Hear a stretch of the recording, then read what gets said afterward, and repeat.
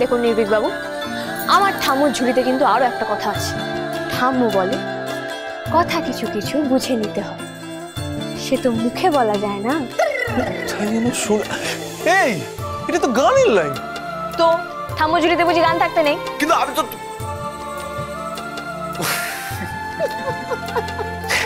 সত্যি আপনি না পারেনও বটে। কোথায় আর পারলুম নির্ভীক বাবু, সেই তখন থেকে নিচে সবাই মিলে আপনাকে ডাকাডাকি করছে, আর আপনি সে ওপরেই রয়ে গেলেন। আমি কি পারলাম আপনাকে নিচে নিয়ে যেতে? চলুন না, কত কথা বলে সময় নষ্ট করবেন, আসুন না।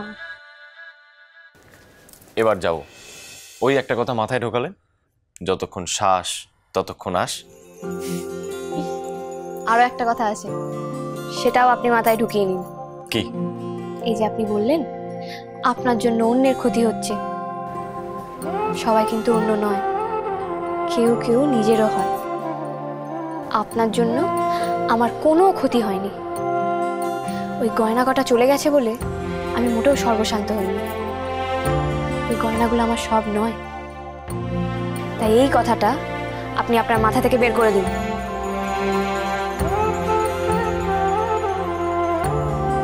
যান নিচে, যান নিচে, সবাই আপনার জন্য অপেক্ষা করছে। আর আপনি?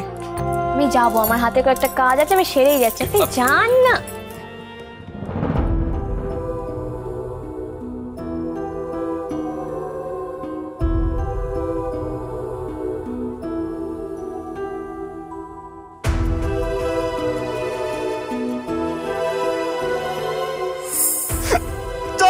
আপনি আমাকে দিন,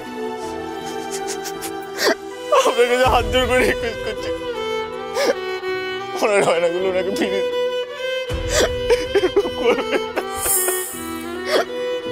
আপনাকে আমি এইভাবে কাঁদতে দেবো না নির্ভীক বাবু, আপনি কাঁদলে তো আমারও কষ্ট হয়। যেভাবেই হোক এই বিপদ থেকে আমি আপনাকে ঠিক উদ্ধার করব। কান্নাকাটি চুনির একদম পছন্দ নয়। তুই একা? চনিকা কোথায়? ও আসছে। আরে আসছে বললে পর হবে নাকি? আরে ও ছাড়া কি করে আলোচনাটা হবে? জেঠুমনি, হ্যাঁ চলে এসছি। হ্যাঁ এসো এসো এসো। বলুন।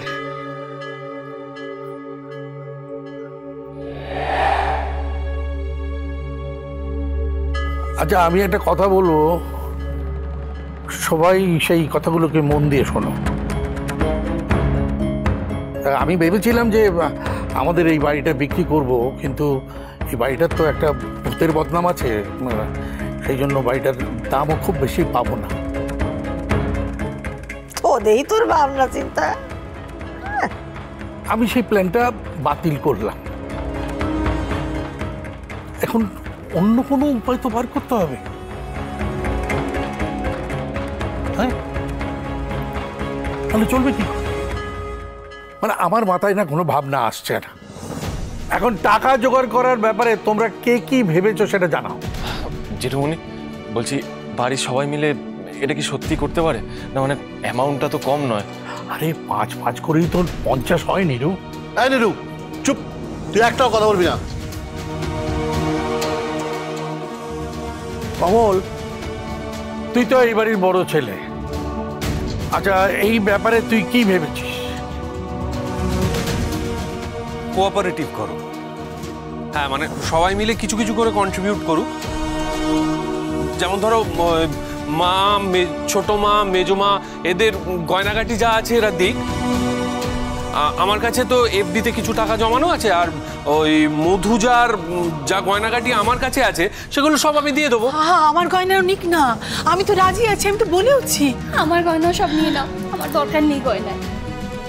আচ্ছা আমার একটা কথা, তোমরা যে গয়নার কথা বলছো সেটার এখন কি হাল সেটা জানো? মানে সেগুলো আবার মাটি হয়ে যায়নি তো?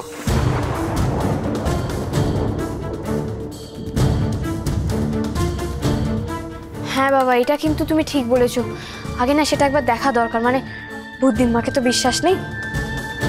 হ্যাঁ গো বড় বৌদি, বলছি তুমি তোমার গয়নাগুলো দেখেছো?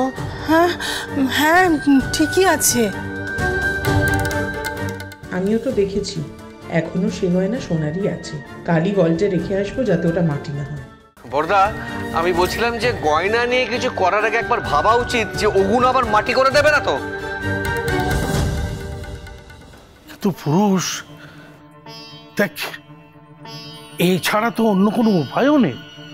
না জেঠুমনি প্লিজ দয়া করে আর গয়না নিয়ে কিছু ভেবো না, নাহলে উনি আমার ওপর রাগ করে আবার সমস্ত গয়না মাটির করে দেবেন। থাক। দাদা, আমার মনে হয় আমাদের টাকা ধার করা উচিত, বুঝলে? হ্যাঁ হ্যাঁ, এটা কিন্তু ভালো প্ল্যান। আমরা কারোর কাছ থেকে টাকা ধার নিয়ে পরে তাকে সে টাকা শোধ করে দেবো। হ্যাঁ। কিন্তু এতগুলো টাকা ধার কেন নয় নির্ভীকবাবু, দেখুন আপনি তো বলেছিলেন আমাকে গয়নাগুলো ফেরত দেবেন, সেটা তো করতে হচ্ছে না। বদলে আপনি টাকার যেটা ধার নিচ্ছেন সেটা ফেরত দিয়ে দেবেন। আরে বাবা, এতগুলো টাকা কি আমাদেরকে ধার দেবে? কেন জেঠুমনি, আপনাদের ওকালতি ফার্মে বড় বড় ক্লায়েন্টসরা নেই? তাদের কাছ থেকে যে টাকা ধার নিতে পারি আপনার, একটু কথা বলে দেখুন না। আরে হ্যাঁ, চয়নিকে তো ভালো বুদ্ধি দিয়েছে। হ্যাঁ, সত্যি তো আমাদের অনেক বড় বড় ক্লায়েন্ট আছে। হ্যাঁ, আমরা তো ধার নিতেই পারি। ওই ঢোলকিয়া, টেবরেওয়াল, তারপরে চক্রবর্তী। দাদা ওই সিংহ মাসের কথা বললেন, ওই যে টাকার কুমির। ব্যাস ব্যাস ব্যাস ব্যাস ব্যাস, এইরকম 5 জন আমাদের কাছে থাকলেই হবে। এই 5 জনের কাছ থেকে 10-10 করে নিলেই ঠিক আমরা টাকা শোধ করে দিতে পারবো। হ্যাঁ হ্যাঁ, তা কেন হবে না? টাকা তো ধার নেওয়াই যায়, কিন্তু নীরু শোধ করবে কি করে? কেন, আমরা সবাই মিলে শোধ করব। দেখো, বিপদটা নিরুর ঠিকই, কিন্তু বিপদটা তো হয়েছে আমাদের বাবার জন্য, না? তার দায়িত্ব আমাদের নিতেই হবে। আমরা আরো বেশি বেশি করে কাজ করব, টাকা ঠিক শোধ হয়ে যাবে একদিন। কি? হ্যাঁ, আমিও রিসার্চ ছেড়ে দিয়ে এবার একটা চাকরি নিয়ে নেব, ফিক্স স্যালারি, আর সেটাও খুব একটা খারাপ হবে না। দাদা, তুই আমার জন্য রিসার্চ করা ছেড়ে দিবি? রিসার্চ তো তোর স্বপ্ন। হ্যাঁ, সে ঠিক আছে, আমি ঠিক সময় বের করে ম্যানেজ করে নেবো, তুই চিন্তা করিস না। আরে বাবা, নীরু দেখবি একটা চাকরি পেয়ে যাবে। আমি একটা কথা বলবো, বলছি যে আমি যদি আরো 3 বাড়িতে কাজ নিই, তাহলে সেই সব টাকা থেকে আমি তোমাদেরকে দেবো। আর তোমরা নয় এই বাড়ির যে কাজের টাইম সেটা একটুখানি আমাকে বলে দিও, খালি করে দিও, তাহলে আমিও কিছু দিতে পারবো।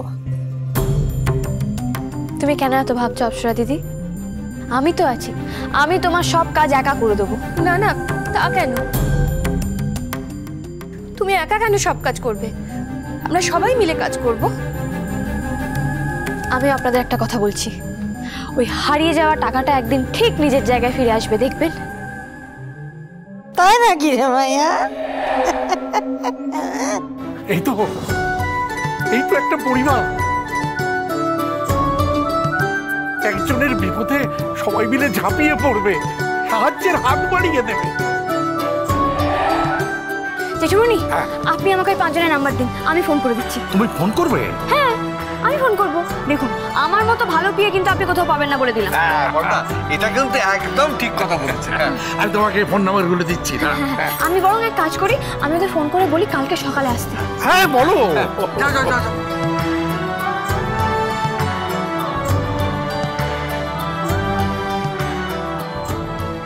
হ্যাঁ ডাক ডাক, এই বাঘ সিংহ কারা কারা আছে কি সব করলি সকল রে ডাক। আমি একটু দেখি রথি মহারথী গুলান রে।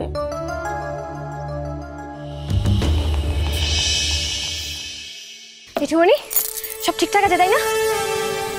হ্যাঁ ঠিকঠাকই আছে, কিন্তু একটা কেন জেঠুমনি, কি হচ্ছে? গন্ডগোল? ওরা আসবে না? না না না, আসবে আসবে, নিশ্চয়ই আসবে। আমি যখন ডেকেছি নিশ্চয়ই ওরা আসবে, কিন্তু ভাবছি আমি কথাটা কিভাবে বলবো।